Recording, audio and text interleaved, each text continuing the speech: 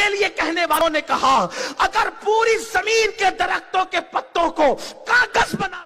السلام علیکم ورحمۃ اللہ وبرکاتہ۔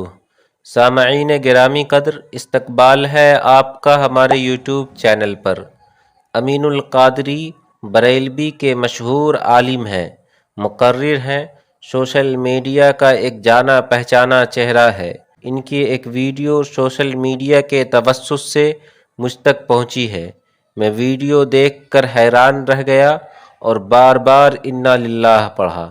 اس بریلوی مقرر نے غوث پاک کی تعریف ان الفاظ میں بیان کی ہے جن الفاظ میں اللہ تعالیٰ نے اپنی تعریف نبی علیہ الصلاۃ والسلام کو قرآن مجید میں بیان کرنے کی تلقین کی۔ جب بڑوں کا یہ حال ہے تو چھوٹوں کا خدا خیر کرے۔ پہلے آپ اس ویڈیو کو دیکھیے، پھر انشاءاللہ اس پر تبصرہ ہوگا۔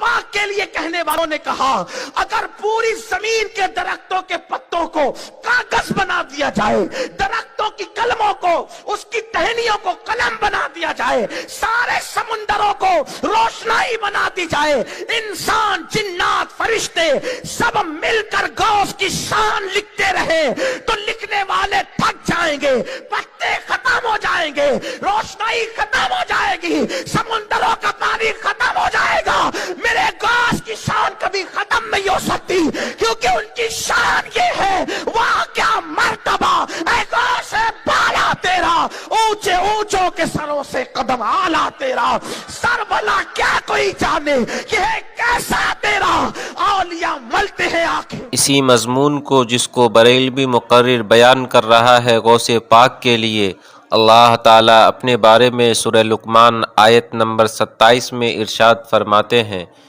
کہ زمین پر جتنے بھی درخت ہوں وہ قلم بنا دیے جائے اور سمندر کو سیاہی بنا دیا جائے، اس کے بعد بھی 7 سمندر لے آئے، اس کے باوجود اللہ تعالیٰ کی تعریفات ختم نہیں ہوں گے۔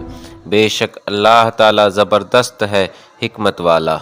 سورہ کہف آیت نمبر 109 میں اللہ تعالیٰ اپنے بارے میں فرماتے ہیں کہ اے نبی کہہ دیجئے اگر سمندر کو میرے رب کی تعریف لکھنے کے لیے روشنائی بنا دیا جائے تو سمندر ختم ہو جائیں گے میرے رب کی تعریف ختم ہونے سے پہلے، اور اگر ہم چاہیں تو اس جیسے مدد کے طور پر اور لے آئیں۔ جس آیت سے لوگوں کو توحید کا سبق ملتا ہے، بریلوی مقرر اسی آیت کو پیر اور ولیوں کی جانب منسوب کرنے لگا۔